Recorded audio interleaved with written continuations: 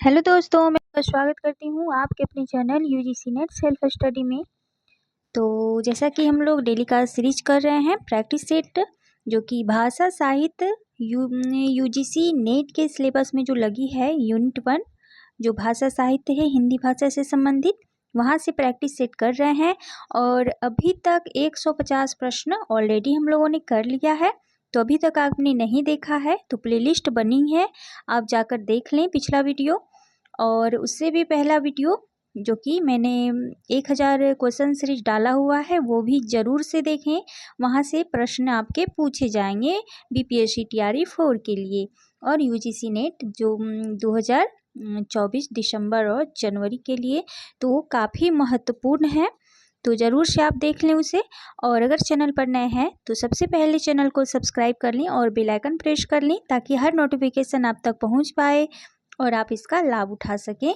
तो चलिए बिना विलंब किए सीधे चलते हैं प्रश्न की तरफ। और मैं शॉर्ट फॉर्म में वीडियो लेकर आती हूँ, क्योंकि ज़्यादा लेंदी ना हो वीडियो और आपको कंटेंट भी मिल जाए और जो प्रश्न है वो भी मिल जाए। और यहाँ पर जो प्रश्न होते हैं, ये यहाँ से जितने भी भाषा साहित्य से आपके प्रश्न पूछे जाते हैं, 5-6 प्रश्न जितने भी पूछे जाते हैं, यहाँ पर सारे मेंशन हैं। ज़रूर से आप देखें इसे और जुड़े मेरे साथ। चलिए तो चलते हैं 151 प्रश्न संख्या। तो क्या कह रहा है कि इनमें से जो है जनसंचार का माध्यम कौन सा नहीं है। तो जनसंचार जिसे संचार का जो माध्यम होता है, जो कि टीवी हो गया, टीवी पर हम मनोरंजन आदि न्यूज सभी देख सकते हैं। देश विदेश की जितनी भी खबरें हैं सारे हम टीवी पर देख सकते हैं, रेडियो में सुन सकते हैं श्रवण के द्वारा।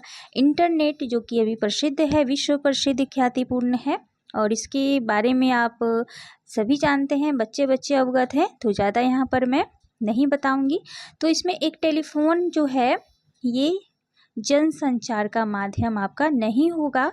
बाकी ये तीनों ऑप्शन आपका है और डी ऑप्शन आपका राइट हो जाएगा, क्योंकि यहाँ पर नहीं पूछा गया है। तो टेलीफोन जो है आपका नहीं होगा उसमें शामिल। चलिए अगला प्रश्न है, क्या है, कौन सा कथन असत्य है। तो असत्य पूछा जा रहा है। तो पहला जो है कि दो भाषाओं के बीच बोधगम्यता होती है। आगे देख लेते हैं, भाषा की दो बोलियों के बीच बोधगम्यता होती है। एक भाषा के अंतर्गत कई बोलियां होती हैं और भाषा का प्रयोग साहित्य में होता है, बोली का नहीं। तो ये तो सही है कि भाषा की दो बोलियों के बीच बोधगम्यता होती है, सही है। एक भाषा के अंतर्गत कई बोलियां होती है, ये भी सही है। और भाषा का प्रयोग साहित्य में होता है, बोली में नहीं होता है। तो इस तरह आपका जो ऑप्शन ए है वो राइट हो जाएगा, क्योंकि दो भाषाओं के बीच बोली जा रही है तो बोधगम्यता, तो ये गलत है आपका, असत्य पूछा गया है और ए ऑप्शन आपका राइट होगा। चलिए अगला प्रश्न है कि देवनागरी लिपि में कितनी स्वर ध्वनियाँ होती हैं। तो ये 11 स्वर ध्वनियाँ होती हैं और ये बीपीएससी टीआरई में पूछे गए प्रश्न है। चलिए अगला है कि इनमें कौन से वर्ण जो हैं अयोगवाह कहलाते हैं, और ये भी टीआरई में पूछी गई है। तो ये अंग और आह जी, ये जो है ये अयोगवाह के नाम से भी जाने जाते हैं, तो ध्यान रखना इस तरह के प्रश्न को। अगला प्रश्न है कि किस संख्या की वर्तनी अशुद्ध है। तो शुरू में ही दिया गया 18, ये अशुद्ध हो जाएगा। 43, 68, 82 ये सारे सही हैं। चलिए अगला प्रश्न है, अशुद्ध वर्तनी वाला शब्द छांटिए। तो इस तरह के बहुत से प्रश्न आते हैं, इसलिए मैंने यहाँ पर मेंशन किया हुआ है इस तरह के प्रश्न, क्योंकि बीपीएससी टीआरई में पूछे जाते हैं इस तरह के प्रश्न, तो आपको ध्यान देना है। चलिए तो अशुद्ध वर्तनी आपको पहचाननी है। तो ये तो शुद्ध है हुए, पढ़ाई भी शुद्ध है, लीजिए भी शुद्ध है, लेकिन गए जो है ये शुद्ध नहीं है। तो ठीक है, तो ध्यान रखना है। चलिए अगला प्रश्न है, 84 वैष्णव की वार्ता पुस्तक के लेखक कौन है। तो ये सभी को पता है, गोकुलनाथ। चलिए अगला प्रश्न है, कौन सा गुण राष्ट्रभाषा के लिए आवश्यक नहीं है।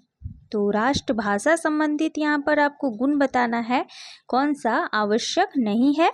तो बहुसंख्यक लोगों की भाषा, ये तो होनी ही होनी है, क्योंकि राष्ट्र की बात की जा रही है। तो हमारे राष्ट्र में बहुसंख्यक लोगों की भाषा है, तमाम भाषाएं।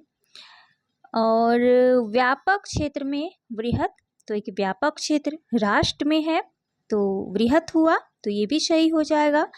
और सरकारी कामकाज की भाषा, जी नहीं, ये संबंधित इससे नहीं है। और विस्तृत शब्द भंडार, तो ये बिल्कुल होगा, ये भी होगा।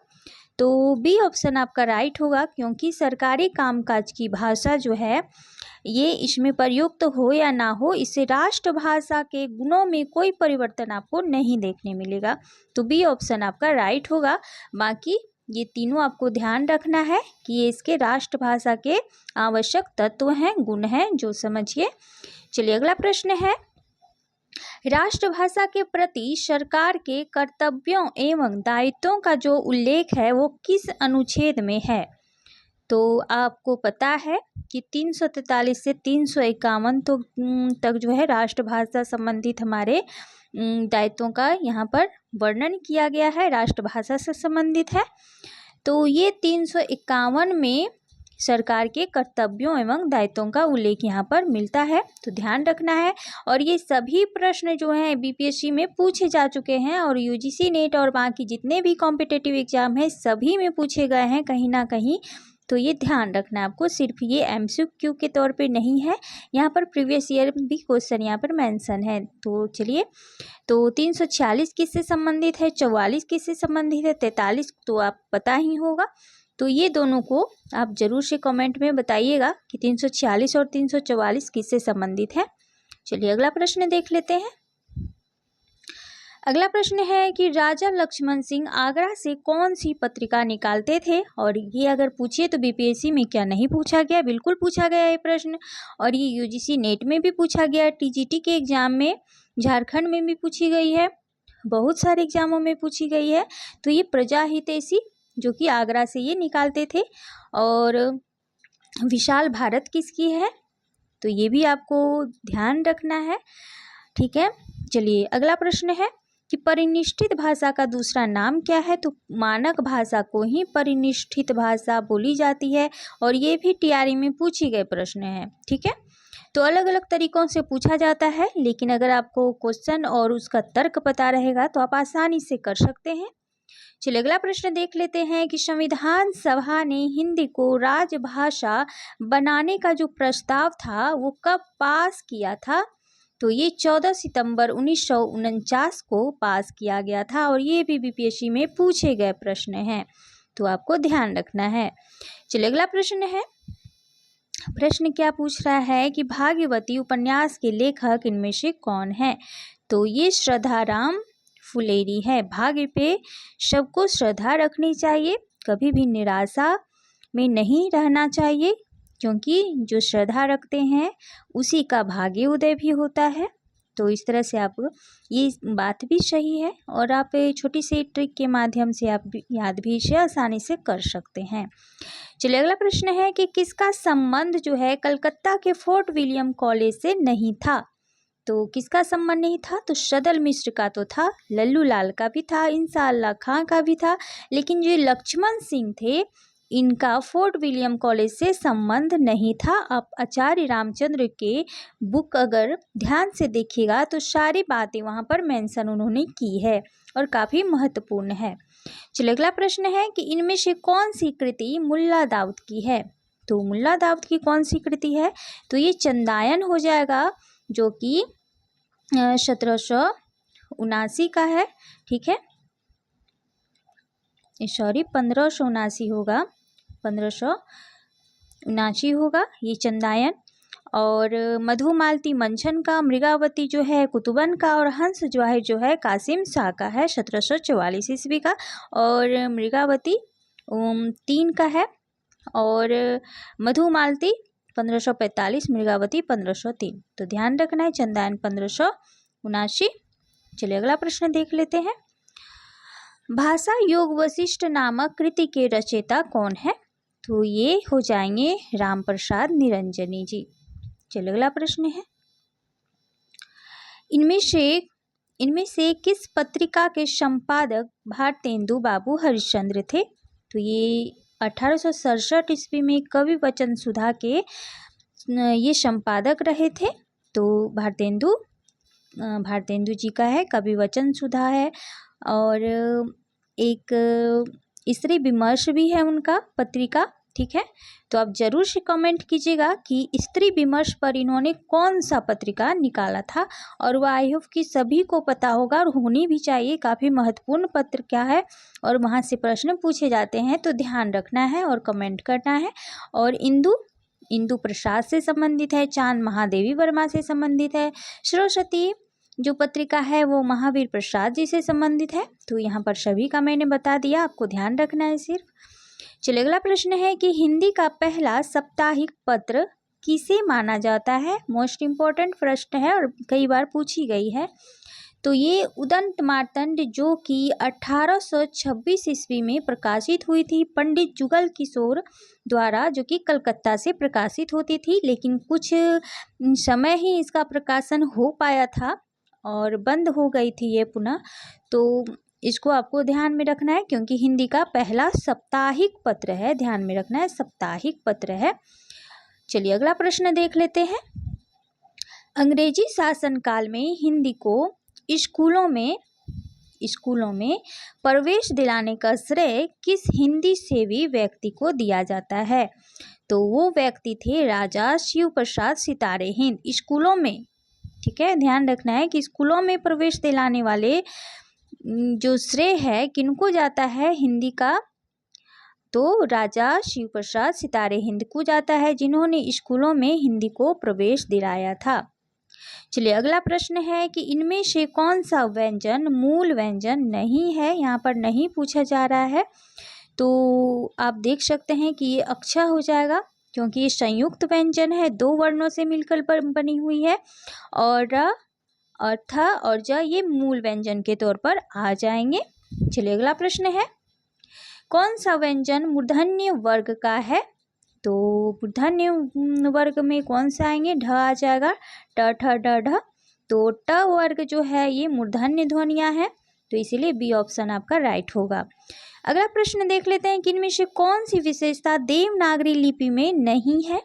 तो देवनागरी लिपि में स्पष्टता होनी चाहिए, निश्चितता होनी चाहिए, नियतता होनी चाहिए, लेकिन ध्वन्यात्मकता जो है जरूरी नहीं है।